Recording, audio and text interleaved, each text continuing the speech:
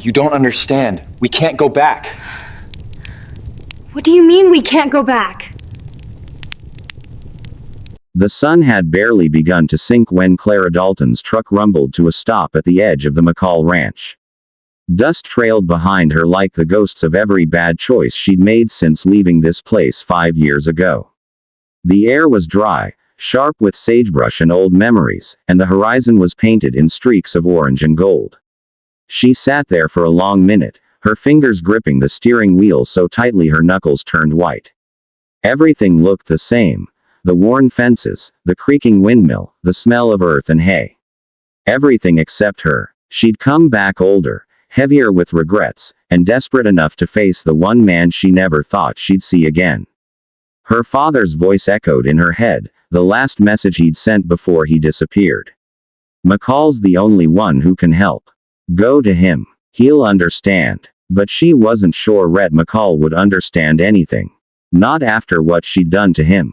When she finally pushed open the door, the evening wind caught her hair and tangled it across her face. The sound of horses came from the stables, steady, rhythmic, grounding.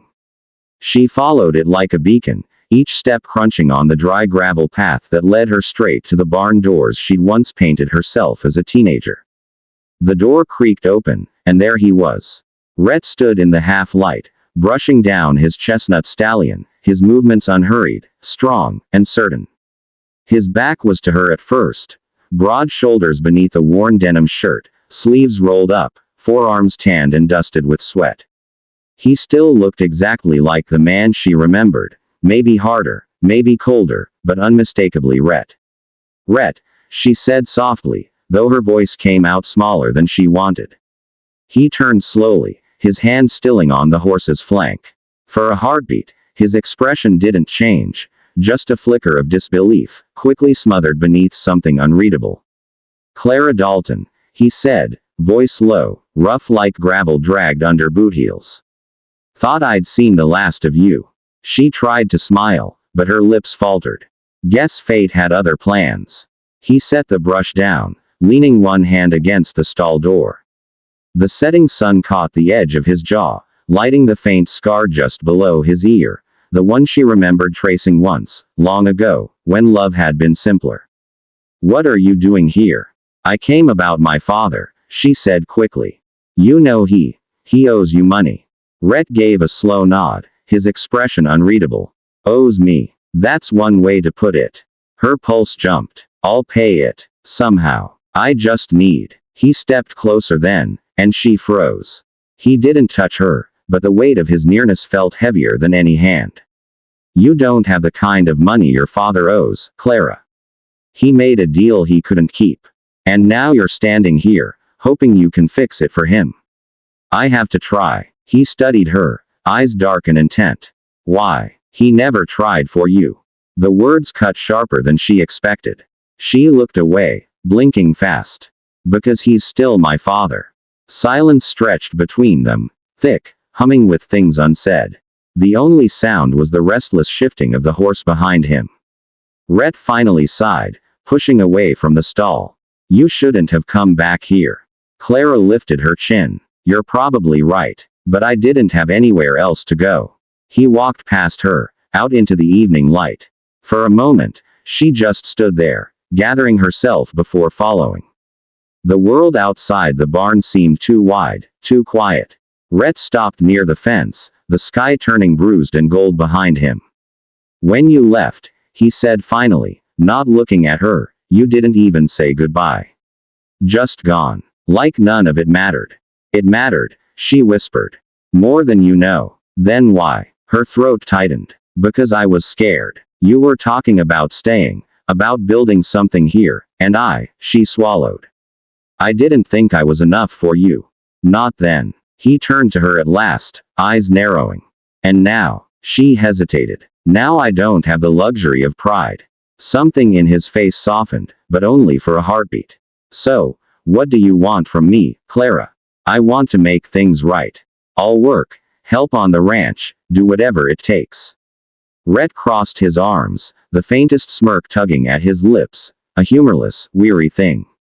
You. Back on a ranch. You couldn't wait to get out of here. You said this life was a cage. Her voice trembled. Maybe it was. But right now, it's the only cage that's open to me. He was quiet again, the sound of distant crickets rising between them. Finally, he spoke, his tone lower, rougher. You can stay. For the season. Relief hit her like a wave, but it broke too soon. He took a step closer, and this time his eyes held her without mercy. But understand something, Clara. I don't forget debts. Not your father's. Not yours. She met his gaze, heartbeat thundering.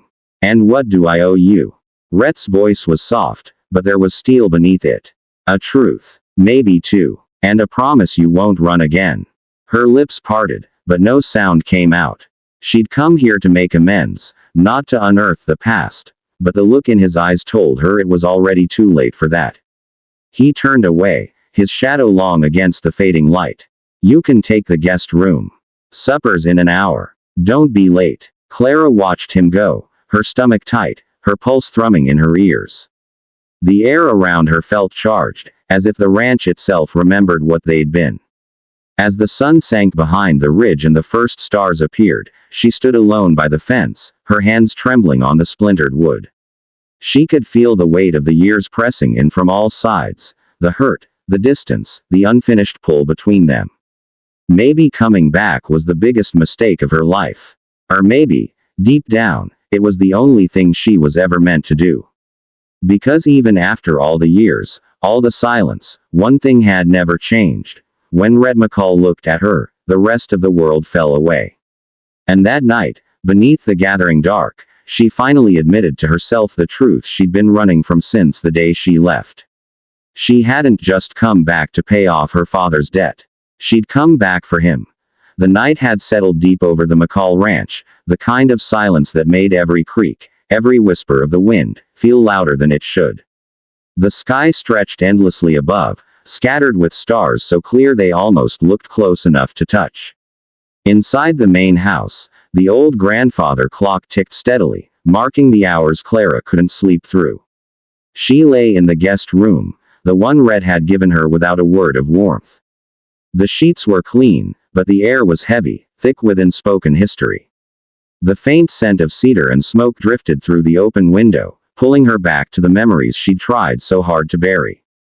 Her mind wouldn't quiet. Every time she closed her eyes, she saw him, standing by the fence at dusk, that look in his eyes when he'd said, "I don't forget debts." Clara sat up, pulling her knees close to her chest. Maybe it was guilt. Maybe it was something else entirely. But she needed air. She needed to see him. The house was dim, lit only by the flickering light from the living room hearth. The floorboards creaked softly under her bare feet as she walked, her thin flannel shirt brushing against her arms. Outside, the coyotes howled far off in the hills, and somewhere in the distance a horse kicked against its stall. Then she saw him. Rhett was sitting in the armchair near the fire, the orange glow casting shadows across his face. He wasn't wearing his hat now. His dark hair was tousled, his shirt half unbuttoned, revealing a hint of the scar she remembered tracing with trembling fingers years ago. A half-empty glass of whiskey sat on the table beside him. He didn't look surprised when she stepped into the light. "You shouldn't be up," he said, his voice calm but low, carrying that familiar rasp that once used to melt every piece of her resolve. "Neither should you," she replied softly. Rhett looked at her for a moment, then leaned back in his chair, eyes unreadable. "Guess old habits die hard." Clara crossed the room, her heartbeat loud enough to drown the quiet. She stood near the fireplace, warming her hands against the heat. "I used to love nights like this," she said quietly. The way the fire made everything feel softer. Safer. He gave a small, humorless laugh. "Safe isn't something we ever were, Clara." She looked at him then, really looked, at the man he'd become, the roughness in his features, the wear in his voice. "You've changed," she said. "So have you." "I had to." "Yeah," he said, swirling the amber in his glass, "seems like life made sure of that." The words hung there, heavy, until Clara broke the silence. "Rhett, about before, about the way I left." He cut her off, his voice sharp. Don't. I've heard every version of that story in my head already. None of them made it hurt less. She flinched. I didn't mean to hurt you.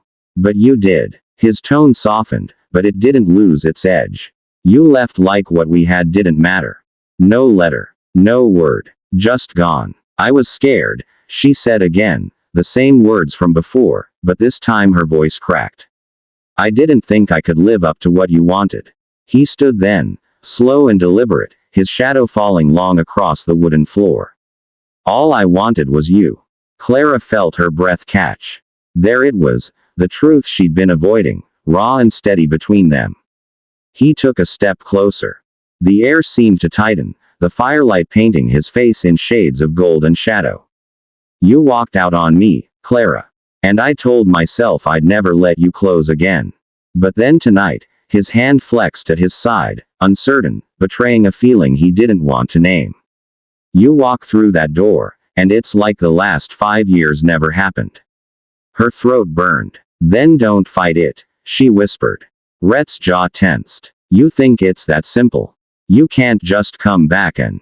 I didn't come back to fix us, she interrupted, tears brightening her eyes. I came because I didn't know where else to go. But now that I'm here, she took a shaky breath. I can't pretend I don't still feel it. That pull, that, whatever this is.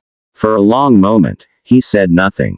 The only sound was the crackle of the fire and the slow, unsteady rhythm of two hearts caught in a moment neither wanted to admit. Then, quietly, he said, you still don't get it, do you? You never needed to be enough. You already were. Clara's eyes widened, the tears threatening to spill. Then why do you sound so angry? Because I spent years trying to forget you, Rhett said. And the second I saw you tonight, all of it came back. The wanting. The hurt. The damn hope. He took another step toward her, stopping just inches away. The heat from the fire pressed between them, mingling with the warmth of their breath. She could smell the faint hint of whiskey on his skin, the scent of dust and cedar that had always clung to him. Her heart raced, wild and unsteady. Rhett, she breathed. He reached up then, brushing a loose strand of hair from her cheek. His fingers lingered, rough against her skin. You shouldn't have come back, he whispered. I know, she said, her voice trembling. But I'm glad I did. For a heartbeat, neither of them moved. And then the distance between them disappeared. Not with words, but with the quiet, magnetic inevitability of two people who had spent too long pretending they were over each other. Outside, the wind picked up, sweeping across the open fields and rattling the old ranch windows. Inside, the fire burned low, casting shadows that danced like ghosts of their past across the walls. When Rhett finally pulled back, he didn't say anything.